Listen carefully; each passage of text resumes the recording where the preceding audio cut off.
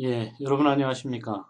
오늘 제 29강은 이미 말씀드린 것처럼 상표 관리 과목에 대한 예상 문제 풀이를 하는 시간이 되겠습니다. 오늘 29강과 다음 30강 두 번에 걸쳐서 예상 문제에 대해서 풀이해 드릴 예정이고요. 우선 오늘은 여러분들이 가장 처음에 배웠던 1장 총칙과 2장 등록 요건에 대한 내용들을 중심으로 예상 문제 풀이를 해 드리도록 하겠습니다. 1번 1장 총칙과 2장 등록 요건은 시험 문제에서 비중으로 보면 굉장히 많은 문제가 출제되는 만큼 그 각각의 내용들을 잘 이해를 해 두시기를 바라고요. 예상 문제 자체를 교재를 갖고 있지 않다면 이 교재에 제시되는 내용들을 중점적으로 잘 살펴보시면 아마 상표관리 과목에 대한 문제 풀이에는 크게 어려움이 없을 것으로 보입니다. 예상 문제 풀이를 하기 앞서서 당부의 말씀을 드리는 것은 상표관리 과목은 법률을 해석하고 법률 기준과 법률에 대한 내용을 다루고 있는 내용이므로 상표법 관련된 현행법에 대한 내용들을 충분히 읽어 두시기를 다시 한번 당부드리고요. 예상 문제는 여러분들이 지금까지의 내용만 잘 이해를 하신다면 문제 풀이에는 크게 어려움이 없을 것으로 보입니다. 그러면 자료를 통해서 예상 문제를 하나하나씩 풀어보도록 하겠습니다. 먼저 1장 총칙에 대한 문제들인데요. 상표제도의 목적과 가장 무관한 것은 여러분들 상표제도가 갖고 있는 상표법 제1조에 대해서 묻고 있는 이야기입니다. 우리 상표법은 상표법 관련된 제1조에서 목적 규정을 두고 있죠. 하나하나 살펴보겠습니다. 1번 상표권자의 업무상의 신용보호. 물론 당연히 맞습니다. 그죠? 상표와 상품 사이의 오인 혼동으로부터 소비자의 보호. 당연히 맞습니다. 다음 국가의 산업발전 도모. 우리 법에 명시되어 있죠. 그죠? 상표를 구성하는 기호문자 도형의 보호. 물론 이러한 것들을 보호를 하긴 하지만 문제가 가장 무관한 것으로 묻고 있기 때문에 여기에서는 3번이 답이 되겠습니다. 우리 상표법 목적 조항은 그 내용에 대해서 반드시 이해를 하고 계셔야 된다는 말씀을 드렸고 업무상의 신용 유지, 기업적 차원, 그리고 권리자적 차원이고 소비자에 대한 보호, 공익적 차원이겠죠. 그죠? 그리고 산업 발전을 도모하는 지식재산 기본 정신에 대한 내용들이 모두 이러한 상표제도의 목적이라고 할 수 있겠습니다. 두 번째, 다음 중 옳지 않은 것은 이러한 형태의 다음 중 옳은 것은 옳지 않은 것은 이라고 하는 문제가 대다수 많이 출제를 하게 되는데요. 상표는 그 본질이 창작이다. 상표는 그 본질이 창작은 아니죠. 상표는 그 표지에 대한 것을 보호하는 것으로서 창작은 일종의 저작물과 같은 이런 창작성을 기본으로 하는 지식재산에 대한 내용이 되고 본질은 창작이 아니고 식별을 위해서 자타 상품의 식별을 위해서 사용되고 있는 표식이라고 이해하시면 되겠습니다. 따라서 답은 1번이 될 것이고요. 상표법은 선출원주의를 취하고 있다. 선출원주의를 취하고 있죠. 대법원은 상표법의 목적에서 부정경쟁 방지도 포함된다고 판단을 하고 있습니다. 즉 상표법의 보완적 법률인 부정경쟁 방지법 외에도 상표법의 기본적 목적에는 부정경쟁 방지, 즉 타인과의 나와의 관계에 대한 부정경쟁에 대한 내용도 포함하고 있다고 해석하고 있습니다. 상표권은 설정 등록일부터 10년의 존속기간을 가지나 존속기간 갱신 등록에 의하여 반영구적으로 인정된다. 단 사용이 전제되어야 된다라는 말씀을 드렸습니다. 죄송합니다. 다음 3번 문제 볼까요? 상표법상의 상표에 대한 다음 설명 중 옳지 않은 것이네요. 상인이 자기의 상품을 타인의 상품과 식별되도록 하기 위해 사용하는 표지, 상표법의 기본 취지죠. 3차원적인 입체적 형상을 상표의 구성 요소로 하는 상표도 인정된다. 당연히 입체 상표도 인정됩니다. 가장 본질적인 기능은 일반 수요자를 대상으로 하는 광고 기능이다. 상표의 기능은 가장 본질적 기능이 바로 자타 상품 식별 기능이라고 말씀을 드렸고요. 이러한 그 기능 외에 광고 기능, 재산적 기능 등등의 여러 기능이 있다라는 말씀을 드린 바 있습니다. 4번 자타 상품 식별 의사 없이 상품에 사용하는 것은 상표가 아니다. 즉 상표는 반드시 식별력이 있어야만 상표로 등록될 수 있고 사용에 의미가 있다라고 말씀을 드렸습니다. 따라서 답은 3번이 되겠네요. 그죠? 다음 4번 서비스표에 대한 다음 설명 중 옳지 않은 것. 여러분들 상표라고 흔히 이야기하면 상표와 서비스표 두 가지로 양분할 수 있다라고 말씀을 드렸고 흔히 두 개를 묶어서 상표라고 하는 상표법 내에서 다루고 있는데 서비스표도 일종의 무형의 상표를 사용하는 하나의 거의 양분된 내용이라고 말씀드렸죠. 그죠? 서비스표에 대한 다음 설명 중 옳지 않은 것. 1번 무형의 상품인 서비스업을 대상으로 한다. 35류부터 45류까지가 이 서비스표에 해당이 되겠고요. 1류부터 34류까지는 단순한 상표에 대한 유형의 내용이 되겠습니다. 서비스표란 서비스업을 영위하는 자가 자기의 서비스업을 타인의 것과 식별하기 위하여 사용하는 표지. 맞습니다. 세 번째, 출처 표시 기능이 품질 보는 기능에 종속적이다. 이러한 출처 표시 기능이 품질 보증 기능에 종속적이다. 종과 속, 그러니까 이 기능이 여기에 속한다. 말이 되지 않는 각각의 기능이라고 봐야 되겠죠. 상표법에서 서비스표에 관하여 특별히 규정한 것을 제외하고는 상표에 관한 규정을 모두 적용한다. 말씀드렸던 내용 그대로입니다. 답은 3번이 되겠네요. 그죠? 다음 5번 자본력과 영업적 신용도가 낮은 중소기업이나 농어민 등이 단체를 결성하여 단체의 표장을 공동으로 사용하고 단체의 신용을 영업상 이용할 수 있도록 한 제도로서 권리의 주체와 사용자가 서로 다른 특성을 갖는 것은 단체 표장 제도를 묻고 있는 내용이 되겠네요. 그죠? 단체 표장 제도는 이러한 의미의 내용으로서 최근에 많이 활성화가 되고 있고요. 서비스표 제도는 방금 말씀드렸던 상표와 서비스업에 대한 그러한 내용이고 사용권 제도, 전용, 통상 사용권과 같은 일종의 상표를 사용하고자 하는 그런 제도, 상표권의 공유 제도, 상표권도 공유를 인정하고 있지만 위의 내용들은 상표에 대한 단체 표장을 의미하는 내용이 되겠습니다. 6번 다음 중 옳지 않은 것은 단체 표장은 서비스업에 대해서는 인정되지 않는다. 단체 표장은 주로 서비스업에 많이 활용을 하고 있죠. 그래서 단체로서의 어떤 서비스업이나 내용업을 진행하는 것들이 많이 하고 있기 때문에 인정되지 아니한다라는 말은 틀린 말이 되겠습니다. 자연인은 단체 표장을 출원할 수 없죠. 또 단체 표장은 법인 또는 소속 단체원 이외자에게 사용하게 해서는 아니 되고 단체 표장은 일반적인 상표 등록 요건을 갖추어야 당연히 거기에 따른 상표 등록이 가능하다라는 것을 말씀드렸습니다.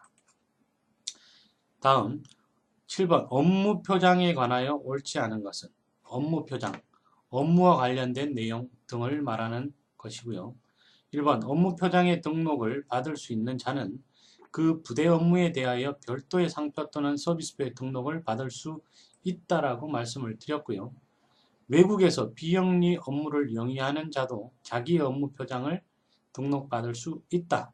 즉 외국에서 비영리 업무를 영위하는 자는 자기의 업무 표장을 등록받을 수 없다라는 제한 규정이 있습니다. 업무 표장 출원 시에는 반드시 비영리 업무의 경영 사실을 증명하는 서면을 제출하여야 하고 업무 표장 등록 출원 또는 업무 표장권은 당해 업무와 함께 양도하는 경우에 한해서 일체의 양도를 하여야 한다라는 규정이 되겠습니다. 다음 8번 상표의 사용에 대한 다음 설명 중 옳지 않은 것이네요. 그죠? 상표의 사용은 상표 그 자체가 상표로서의 기능을 발휘하도록 사용하는 것을 의미하므로 비록 물리적으로 상표의 사용에 해당하는 것으로 보이더라도 실제로 당의 표지가 상표로서의 기능을 발휘하는지를 검토하여 상표의 사용 여부나 상표권의 침해 여부를 판단해야 한다는 것이 우리 대법원의 입장입니다. 두 번째, 상품의 선정 광고나 판매 촉진 또는 고객에 대한 서비스 제공 등의 목적으로 그 상품과 함께 또는 이와 별도로 고객에게 무상으로 배부되어 거래시장에서 유통될 가능성이 없는 이른바 광고 매체가 되는 물품의 상표가 표시되어 있다고 하더라도 원칙적으로 상표의 사용이라고 볼 수 없다라고 판단한 것이 우리 대법원의 판례죠. 그렇기 때문에 옳지 않은 것이므로 답은 2번이 되겠고요. 단 여기에서 광고 매체가 되는 물품의 상표를 사용한 경우에 대한 판단은 그 사례별로 보아야 되는 것이기 때문에 요 문구만을 생각하시면 안 되겠습니다. 다만 현재의 판례는 광고 매체가 되는 물품에만 사용한 경우에는 사용으로 보지 않는다라는 의미고요. 상품의 포장지에 상표를 표시한 것을 양도의 목적으로 전시, 수출, 수입하는 행위는 상표의 사용으로 당연히 볼 수 있습니다. 상표의 사용은 상표의 표시 행위, 광고 행위 등이 해당이 되는데 이러한 것들은 당연히 그런 상표의 사용 행위에 해당이 되겠죠. 상품, 상품의 포장, 광고, 간판 또는 표차를 표장의 형상으로 하는 행위는 상표의 사용의 일태양이다. 즉 일태양이라는 말은 하나의 유형이다라는 말이죠. 당연히 맞는 말입니다. 다음 9번 상표법상 상표 서비스표의 사용에 관하여 다음 중 옳은 것은 옳은 것은 1번 인터넷 뱅킹에서 은행 홈페이지 화면의 서비스에 대한 표장의 표시는 서비스표의 사용에 해당되지 않는다. 해당됩니다. 두 번째, 서점에서 표장이 부착된 CD롬을 판매하기 위해 전시하는 행위는 상표의 사용에 해당되지 않는 것이 아니고 해당이 됩니다. 표장이 디자인적으로 사용될 수 있는 경우라고 하더라도 상표에 사용이 되는 경우가 있다. 이것이 실무적으로는 굉장히 어려운 말인데요. 예를 들어서 루이비통의 LV와 같은 별무늬와 같은 것들을 상표의 디자인적 요소로 사용해서 상표를 침해한 것이냐 하지 않은 것이냐 등과 같은 문제점들이 굉장히 많이 논의가 되고 있는데요. 상표의 표장이 디자인적으로 사용될 수 있는 경우라고 하더라도 상표에 사용이 되는 경우가 있다라고 판단한 사례들이 상당히 많이 있습니다. 즉 상표권의 침해를 구성한다라고 본 내용이 되겠죠. 맞는 말이고요. 악기를 대여하는 것을 업으로 하는 자가 악기의 서비스표를 표시하고 가게에 전시하는 행위는 서비스표의 사용에 해당되지 않는 것이 아니라 해당된다라고 봐야 되겠죠. 다음 상표법상 상표 서비스표의 사용에 관하여 다음 중 옳지 않은 것 세관에 제출하는 수입신고서에 상표를 표시하는 것은 상표의 사용에 해당되지 않는다. 즉 단순한 서류에 그 내용을 기재하는 정도는 상표의 사용에 해당되지 않습니다. 또한 다른 상표권자의 등록 상표가 표시된 용기를 수집하여 자신의 상품을 장전하여 판매하는 행위는 상표의 사용에 해당된다고 볼 수 없다는 것이 판례의 태도 반대로 봐야 되겠죠. 해당된다고 보는 것이 판례의 태도라고 여기시면 되겠습니다. 상표가 디자인적으로 사용될 수 있는 형상이나 모양이라면 자타 상품의 출처 표시를 위하여 작용되는 것으로 볼 수 있는 경우라도 상표의 사용으로 볼 수 있다는 것이 판례의 태도입니다. 또한 000ENG라고 하는 상호가 에어클리너 상자의 중앙에 기재되어 있고 상자 하단에 에어클리너를 사용할 수 있는 차종의 이름에 포니2가 기재되어 있는 경우 포니2 상표의 사용에 해당되지 않는다는 것이 판례의 태도이다 라는 것이 하나의 사례로 제시되어 있습니다. 11번 상품의 동일 유사에 대한 다음의 설명 중 옳지 않은 것 상품과 상표의 동일 유사에 대해서 제가 설명을 드렸고요. 특히 상품과 상표의 동일 유사의 판단 기준은 소비자의 일반적 인식 기준에 의하는 것이 현재 판례 기준이라고 말씀드렸습니다. 옳지 않은 것 볼까요?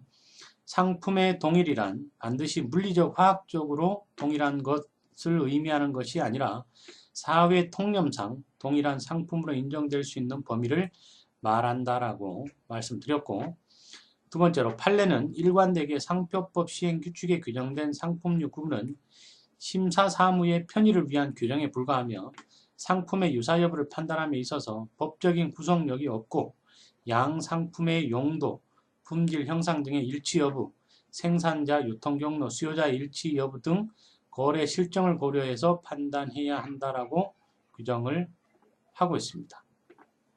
세 번째, 상품류 구분에 명시된 지정상품은 당해 상품군에 속하는 상품을 열거한 것이므로 상표법 시행 규칙상의 유구분표에 없는 상품의 명칭을 기재하는 것은 허용되지 않는다라고 하고 있는데, 이 부분에 대해서는 허용된다라고 이해하시면 되겠습니다. 상품류 구분에 대한 시행 규칙까지 여러분들에게 설명드리기에는 다소 무리가 있습니다만, 상품의 명칭이라고 하는 것은 계속 새롭게 생겨나고 분화되는 것들이 있기 때문에 주로 유와 군과 품에 대한 것들로 세분화하되, 명칭에 대한 부분들은 그 내용이 유구분표에 의한 내용을 좀 더 자유롭게 인정하고 있다라고 이해를 하시면 될 것 같고요. 답은 3번이 되겠네요. 특허청 심사실무는 상품류 구분의 동일류의 동일군에 속하는 상품들은 상호 유사한 상품으로 판단하고 있다라는 말씀도 드렸습니다. 12번 볼까요? 상표 등록 요건 판단 시에 상품의 유사 여부 판단에 관한 설명 중 옳지 않은 것. 상품의 유사 여부 판단이네요. 상표법상 상품류 구분은 상품의 유사 범위를 정하는 것은 아니라 명문 규정이 있다. 물론 여기에 규정되어 있는 내용들이 별도의 상표법 시행규칙 외에도 상표법상 있고요. 심사실무는 유사상품 심사기준으로 정하는 유사군 코드 내에 속하는 상품은 유사한 상품으로 취급을 하고 있습니다. 세 번째, 상품의 유사 여부는 상품 자체의 속성, 거래 실정 등을 종합적으로 검토하여 사회 통념에 따라서 판단해야 한다는 것이 판례의 주류적인 입장이라고 앞에서도 말씀드렸고요. 추상적으로 상정한 동일 또는 유사한 조상표를 문제시되는 양 상품에 사용할 경우에 오인 혼동 가능성을 기준으로 상품의 유사 여부를 판단하는 견해도 3번과 동일한 입장이다. 이것은 예외에 대한 내용으로서 추상적으로 상정한 동일 또는 유사한 조상표는 여기에 해당되지 않는다라는 것이 우리 판례의 입장이라고 이해를 하셔야 되겠습니다. 다음 13번 그리고 14번 이어서 보겠습니다. 다음 설명 중 옳지 않은 것은 등록 상표권의 적극적 범위 및 소극적 범위는 둘 다 유사 범위까지 미친다. 말이 좀 어려울 수 있는데요. 등록 상표권의 적극적 범위와 소극적 범위는 둘 다 유사 범위까지 미치는 것이 아니라 동일 범위에서만 미치고 유사 범위에는 미치지 아니한다라고 이해를 하시면 되겠습니다. 또한 상표의 동일 유사는 원칙적으로 상품의 동일 유사를 전제로 한다. 앞에 말씀드렸습니다. 산업통상자원부 령에 의한 상표법 제10조 1항 규정의 상품류 구분은 상품의 유사 범위를 정하는 것은 아니다. 물론 앞에서도 언급을 했었죠. 상표의 유사 범위는 해당 조문의 취지에 맞게 탄력적으로 판단해야 한다라고 이야기 드렸습니다. 다음 14번 상표의 유사 여부 판단에 대한 다음 설명 중 옳지 않은 것. 상표에 대한 유사 여부 판단이네요. 상표의 유사 여부는 그 상표가 사용된 상품의 주된 수요 계층과 기타 상품의 거래 실정을 고려하여 평균 수요자의 주력을 기준으로 판단하여야 한다는 것이 우리 대법원의 입장이라고 말씀드렸고요.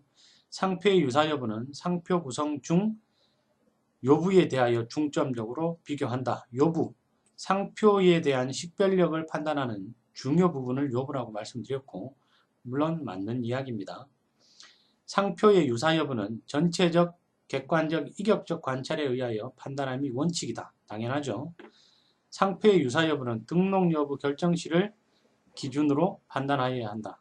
심사 기준 시를 유사 여부에 의하여 판단을 해야 되겠다라는 것이 옳지 않은 내용이 되겠고요. 답은 4번이 되겠네요. 다음 15번 다음 중 심사 실무 또는 판례에 의하는 경우 양 상표가 유사하다고 판단되는 것이 아닌 경우는 여기는 4번이 우리 판례에서 심사 실무 또는 판례에 의해서 유사하다고 판단되는 것이 아닌 경우에 해당된다라고 이해를 하시면 되고요. 나머지는 그 반대의 경우에 해당되는 내용이라고 이해를 하시면 되겠습니다. 다음 제1장 총칙의 마지막 16번이 되겠습니다. 다음은 상표의 동일 또는 유사에 관한 내용이다. 옳지 않은 것은 관념 유사를 판단함에 있어서 상표의 의미 내용은 일반 수요자가 상표를 보고 직관적으로 깨달을 수 있는 뜻이어야 하므로 심사숙고하거나 사전을 찾아보고서 비로소 그 뜻을 알 수 있는 것은 고려되지 않는다. 맞는 얘기입니다. 성명상표, 특히 외국인의 성명상표의 경우 성과 명칭이 결합하여 일체적으로 사용되는지의 여부가 분리 관찰할 수 있는지를 정하는 기준이 된다. 맞습니다. 문자상표의 유사 여부를 판단할 때 영문자의 발음은 반드시 사전에 따라 정확하게 발음되는 경우만을 상정하여서는 안 된다. 이런 경우 굉장히 많죠. 우리나라에서 읽고 있는 알파벳에 대한 발음 내용이 실제로 그 표기 방식과 호칭이 다른 경우들이 있을 수 있습니다. 4번 이음절의 이상의 긴 호칭 유사 여부를 판단할 때 이음절의 음이 같아도 나머지 음절의 수가 차이가 있거나 특히 강하게 식별되는 음이 붙은 경우에는 유사로 되는 수가 많다. 이런 경우는 유사로 되는 수가 적죠. 이런 내용들을 기본적으로 잘 이해를 하시면 충분히 식별을 해내실 수 있을 것 같고요. 4번이 답이 되겠습니다. 이상 16문제에 대한 1장 총칙에 대한 내용들을 살펴보시고 이러한 내용들이 1장 총칙 부분에서 문제로 나올 수 있겠습니다. 다음은 제2장 등록 요건에서의 문제인데요. 등록 요건은 시험 문제에 굉장히 출제 비중과 빈도가 많으므로 보아야 될 내용들이 많습니다. 따라서 하나하나 살펴보도록 하겠습니다. 먼저 등록 요건. 등록 요건 부분에 대해서 다음 상표 등록 요건 중 자타 상품 식별력에 관한 내용으로 옳지 않은 것은 자타 상품 식별력은 기능적으로도 많이 이용되었죠. 이야기가 많이 되었던 부분 중에 하나입니다. 상표 사용자의 상품을 타인의 상품과 식별시키는 효력이고 자타 상품 식별 기능은 가장 본질적 기능으로서 이를 통해 출처 표시라든가 품질 보증 기능이 발휘된다. 그리고 현행법상 상표법 제6조 제1항에 따른 심사는 원칙적으로 상표의 구성 자체에 자타 상품 식별력이 있는가를 판단하는 것으로서 이에 해당되지 않으면 자타 상품 식별력이 있는 것으로 본다. 물론 6조에 대해서는 강조한 바 있습니다. 그죠? 6조와 7조가 상표법에서 굉장히 중요한 7조 부등록 사유와 6조 등록 요건에 대한 그런 내용이 되겠죠. 4번 자타 상품 식별력이 있는 상표는 언제나 등록된다. 이러한 부분들에 있어서는 자타 상품 식별력이 있으면 등록은 되지만 언제나 등록되는 것은 아닙니다. 2번 다음 중 상표법상 식별력이 없는 상표가 아닌 것은 상품에 관용하는 표장, 흔한 성을 보통으로 하는 방법으로 표시된 표장만으로 된 상표, 수요자를 기만할 염려가 있는 상표. 기만할 염려는 있지만 식별력이 없는 상표라고 판단하기는 어렵죠. 그래서 답은 3번이 되겠고요. 간단하고 흔히 있는 도형으로만 된 상표, 이런 것들이야말로 우리가 흔히 식별력 없는 상표라고 할 수 있습니다. 하지만 수요자를 기만한다라는 개념은 이러한 일반적 식별력이 없는 내용과는 좀 다소 차이가 있겠죠. 3번 상품의 보통 명칭 상표에 관한 설명 중 옳지 않은 것. 답은 3번인데요. 먼저 문헌상 내용을 보면 문헌상에 보통 명칭으로 사용된다는 것만으로 보통 명칭으로 단정할 수는 없는 것이고 상품의 보통 명칭을 보통으로 사용하는 방법으로 표시한 표장만으로 된 상표는 자타 상품 식별력이 없는 것입니다. 또한 종자산업법에 의하여 품종 명칭이 등록된 표장은 보통 명칭으로 되었다고 보는 것이 판례의 태도라고 앞선 강의에서 말씀드린 바 있습니다. 3번 지정상품을 컴퓨터에 대하여 애플을 상표 등록 추론하는 경우 애플은 영어로 사과의 보통 명칭이므로 상표 등록을 받을 수 없다라고 하는데 상표 등록을 받을 수 있는 요건들이 등록 요건에서 예외 조항으로 존재하는 것들이 있으므로 이러한 내용들은 틀린 내용이 되겠습니다. 실제 애플이 얼마나 엄청난 기업이고 컴퓨터 사업을 하는지는 여러분들이 더 잘 알고 계시죠. 4번 다음 보기 중 보통 명칭 상표 또는 관용 표장이라고 할 수 없는 것 지프 자동차, 초코파이 건과자, 깡 과자 이런 것들은 모두 보통 명칭 상표 또는 관용 상표라고 할 수 있는데 폴로라고 하는 상표와 반소매 셔츠는 보통 명칭이나 관용 표장이라고 할 수는 없죠. 그래서 답은 4번이 되겠습니다. 5번 상표법 제6조 등록 요건이죠. 1항 제3호의 기술적 상표의 판단에 대한 다음 설명 중 옳지 않은 것은 기술적 상표인지 여부는 상표 등록 여부 결정시를 기준으로 판단해야 하고 기술적 상표인지 여부는 그 상표의 구성을 전체적으로 관찰하여 판단하여야 합니다. 또한 베스트, 슈퍼, 디럭스와 같은 표장은 지정 상품을 불문하고 기술적 상표에 해당하는 것으로 판단한다고 예시로 제안한 바 있고요. 판례는 전기 간행물에 사용되는 제호는 기술적 상표에 해당되지 않는다라고 판단했다라는 것이 잘못된 내용이 되겠습니다. 6번 다음은 지정 상품과 상표를 나열한 것이다. 판례에 따를 경우 상표법 제6조 1항 3호 소정의 기술적 표장으로 볼 수 없는 것은 1번 스커트 내용이 되겠고요. 자동차, 기타, 컴퓨터, 서적 등에 관한 내용들은 다 맞는 내용이 되겠습니다. 7번 흔히 있는 성 또는 명칭만으로 된 상표에 대한 다음 설명 중 옳지 않은 것은 1번 흔히 있는 성 또는 명칭이란 현실적으로 다수가 존재하는 경우는 물론 관념상으로 다수가 존재하는 것으로 인식되고 있는 자연인의 성이나 법인, 단체, 상호임을 표시하는 명칭을 말하는 것이고 상표의 외관, 칭호, 관념 등을 통하여 흔히 있는 성 또는 명칭이라는 것을 직감할 수 있어야 합니다. 또한 흔한 성 이외의 부분이 상사, 상점, 회사, 이사장 등과 같은 부기적이거나 식별력이 없는 명칭과 결합한 경우에는 상표 등록을 받을 수 없겠고요. 4번 흔히 있는 성 또는 명칭만으로 된 상표인지 여부는 지정 상품과의 관련성을 고려하여 상표 등록 여부 결정시를 기준으로 판단하는 것이 아니고 상표 등록 심사 시에 기준으로 판단해야 된다라고 말씀을 드렸습니다. 그죠? 자, 다음 8번 간단하고 흔히 있는 표장만으로 된 상표에 관한 설명 중 옳지 않은 것은 1번 간단하고 흔히 있는 표장이 아닌 경우에는 본호에 해당되지 않는다. 맞고요. 두 자리 이하의 숫자는 본호에 해당한다. 맞고요. 한자로 된 한글 또는 한자는 본호에 해당한다.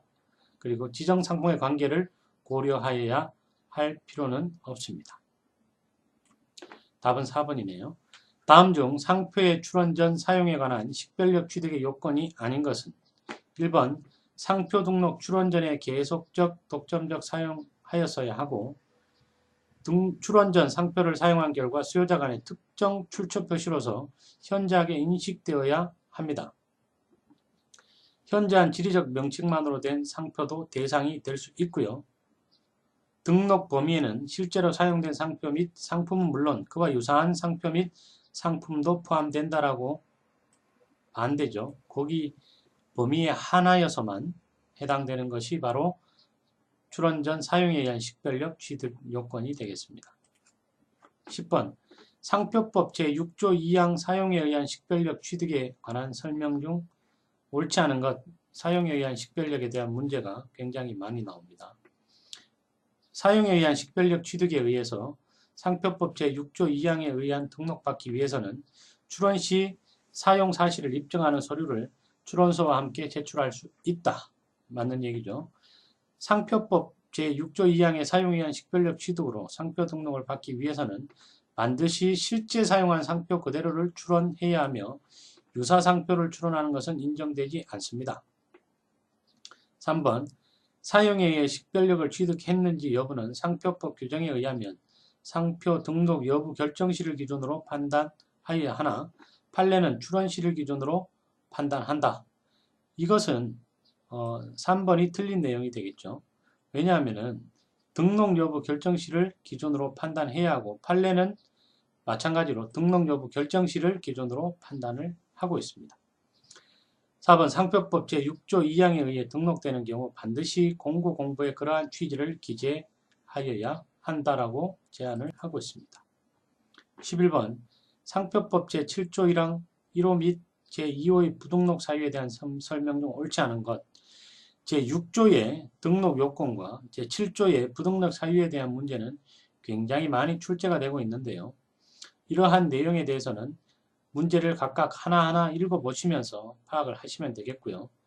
옳지 않은 것, 1, 2, 3번은 맞는 내용이고 4번 단순히 고인의 성명 그 자체를 상표로 사용한 것이고 그 고인과의 관련성에 대한 아무런 표시가 없는 경우라면 상표법 제7조 1항 2호의 저명한 고인과의 관계를 허위로 표시한 상표로 볼 수 없다는 것이 판례의 태도가 아니고 이러한 경우에도 그러한 고의의 표시로 본다는 것이 판례의 그동안의 판단 내용이었습니다. 다음 설명 중 옳지 않은 것은 1번 거절 결정 불복 심판에서 상표법 제7조 1항 3호에 해당하는지 여부는 판단할 때는 심결시를 기준으로 판단한다라는 것이 아니고 실제로 이 심결시 기준이 아닌 그 앞선 신청 당시의 내용으로 판단하는 것이 맞습니다. 따라서 1번이 틀린 내용이 되겠고요. 나머지 2번, 3번, 4번에 대한 내용은 옳은 내용이 되겠습니다. 다음 13번 다음은 상표법 제7조 1항 4호 소정의 선량한 풍속에 어긋나거나 공공질서를 해칠 우려가 있는 상표에 관한 설명이다. 옳지 않은 것 판례에 의한 내용이 되겠고요. 자, 옳지 않은 것은 3번 대법원의 주류적인 판례에 의하면 창작성 있는 인용 상표가 국내에 저명하다면 이를 모방한 상표를 출원한 것은 번호에 위반된다고 한다. 이런 경우에 위반되지 않는다라고 판단하는 판례들이 있기 때문에 이것이 틀린 내용이 되겠고요. 나머지 내용들은 옳은 내용이 되겠습니다. 다음 14번 저명한 타인의 성명, 명칭 등을 포함하는 상표법 제7조에 관한 다음 설명 중 옳지 않은 것 1번 타인의 인격권을 보호하기 위한 규정이라고 보는 것이 판례의 태도이고 타인의 성명, 명칭, 저명성은 주지상표의 주지성, 현저성보다 훨씬 주지도가 높고 오랜 전통과 명성을 지닌 경우이어야 한다는 것이 판례의 태도입니다. 또한 저명한 타인의 성명이나 명칭이 상표의 부기적 부분으로 포함된 경우에도 번호가 적용되고 약칭은 그 저명한 타인이 결정하여 현실적으로 사용하고 있는 것이어야 한다라고 하는데 현실적으로 사용하지 않더라도 여기에 해당될 수 있는 내용이기 때문에 답은 4번이 되겠습니다. 다음 15번 다음 중 상표 등록 부등록 사유의 적용에 있어 출원 주체에 따라 상표 등록 가부가 달라질 수 있는 경우로만 바르게 묶인 것은 판례의 기준에 의할 때 3번 비업과 시엇이 해당이 되겠습니다. 즉 스포츠용품에 사용하고자 하는 올림픽, 어학원 서비스에 사용하고자 하는 연세학당 등이 이러한 경우에 해당이 된다라고 하겠고요. 상표법 제7조 1항 7호에 대한 다음 설명 중 옳지 않은 것 보겠습니다. 상표권자가 자기의 등록 상표와 동일 유사한 상표를 등록 상표의 지정 상품과 동일 유사한 상품에 대해 출원한 경우에는 번호가 적용되지 않아 등록받을 수 있다. 맞는 이야기고요. 틀린 이야기죠. 7호에 대한 설명 중 옳은 것을 고르는 건데 지정 상품과 동일 상품에 대해 출원한 경우에 번호에 적용되지 않아 등록받을 받을 수 있는 것이 아니라 등록될 수 없습니다. 2번 타인의 등록 상표의 지정 상품과 동일 유사한 상품에 대해 그 등록 상표와 동일 유사한 상표를 출원한 경우라 하더라도 선등록 상표권자의 동의를 받으면 등록받을 수 있는 것이 아니라 동의를 받더라도 등록받을 수 없습니다. 후출원에 의한 선등록 상표도 번호의 타인의 선등록 상표에 해당된다라고 하고 있는데 해당되지 않죠. 답은 4번인데요. 심사 실무와 판례는 상품과 서비스업 간의 동종성 또는 결연관계가 인정되는 경우에는 등록 상표와 서비스표 출원 간에도 번호를 적용하여야 한다고 규정하고 있습니다. 17번 선출원에 의한 갑의 등록 상표와 유사한 상표에 대해 갑의 등록 상표의 지정 상품과 유사한 상품을 지정 상품으로 하여 상표 등록 출원한 을이 자기의 출원 상표를 등록받을 수 있는지 여부에 관한 설명 중 옳지 않은 것은 답은 1번인데요. 나머지 내용을 먼저 보도록 하겠습니다. 출원 상표를 등록한 후 갑에게 이전하기로 합의하더라도 을의 출원 상표는 등록받을 수 없다라는 것이고, 두 번째로 갑이 출원 상표의 등록에 반대하지 않는다는 사실을 을이 명백히 입증한다 하더라도 출원 상표는 등록받을 수 없습니다. 또한 을이 상표 등록 출원 후에 등록 여부 결정 전에 갑의 상표권을 양도받으면 출원 상표는 등록받을 수 있는 것이고요. 갑이 선등록 상표권자로서의 지위를 유지하는 한 을의 출원 상표가 병존하여 등록받을 수 있는 경우는 없는 것이 아니라 이러한 경우에도 등록받을 수 있는 부분들은 있습니다. 다음 내용 중 옳은 것은 나머지 내용들은 다 한 번씩 읽어보시고요.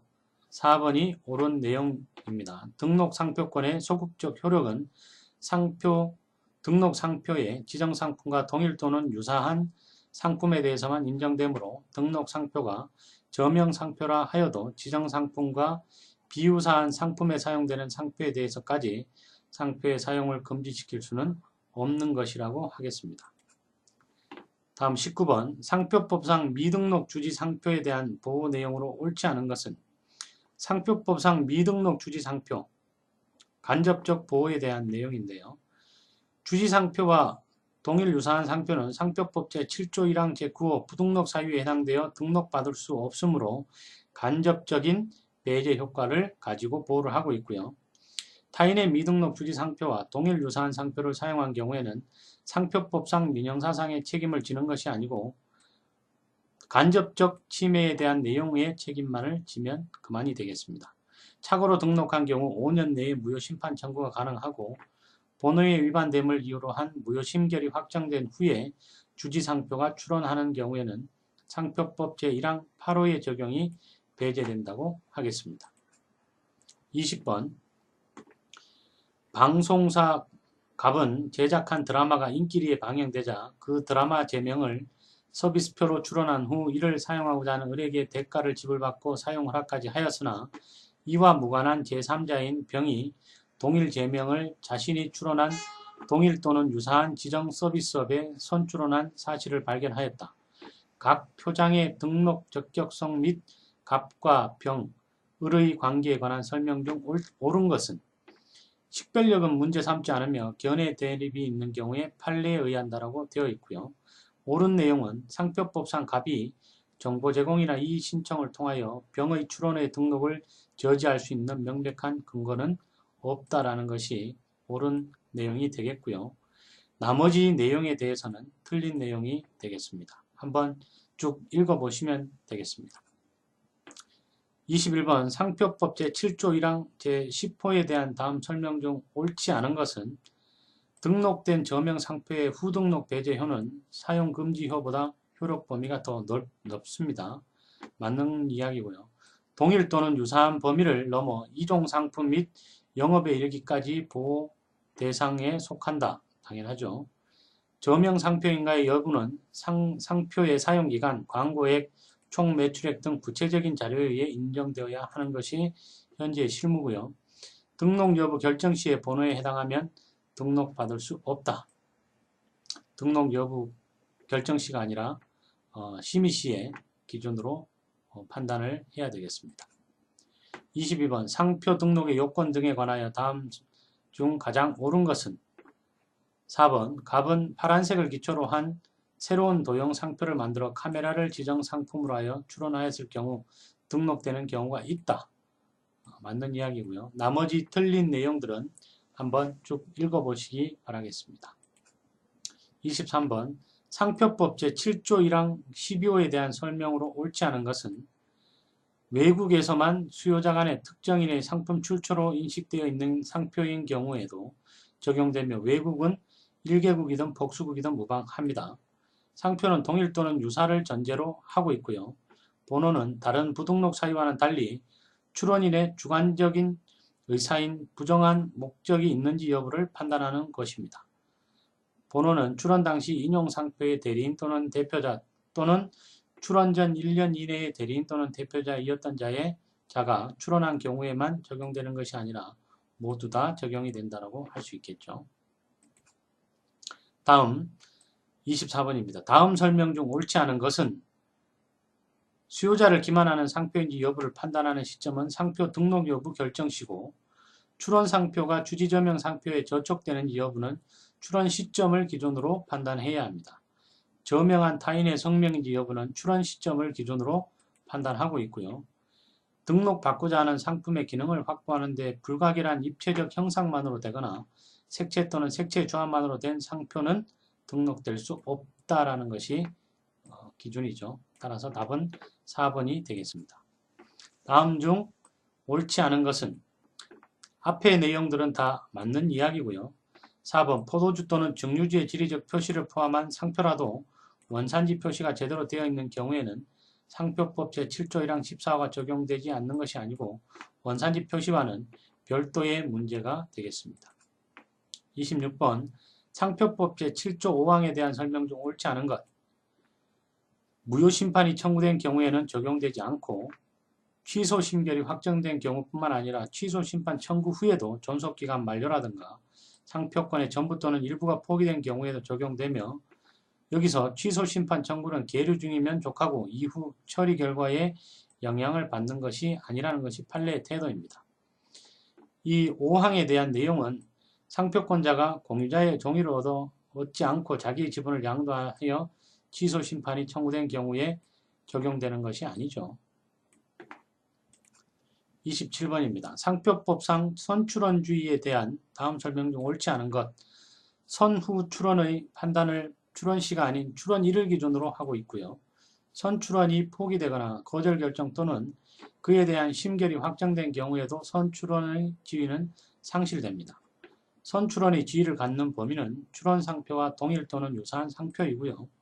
자기의 선출원에 유사한 상표로서 선출원의 지정상품과 유사한 상품을 지정상품으로 하여 후출원을 한 경우 그 후출원은 선출원주의 위반으로 거절되지 않습니다. 답은 4번이고요. 끝으로 28번 다음 중 옳지 않은 것은 상표권의 성립에 관하여 우리 상표법은 등록주의를 원칙으로 하면서 사용주의 요소를 가미하고 있다라고 말씀을 드렸고요. 선출원주의를 적용받기 위해서는 등록 여부 결정 시에 반드시 선출원이 유효하게 존속하고 있어야 하고 선출원이 등록 후에 후출원 등록 여부 결정 시 전에 포기된 경우에는 후출원은 타 거절 이유에 해당되지 않는 한 적법하게 등록됩니다.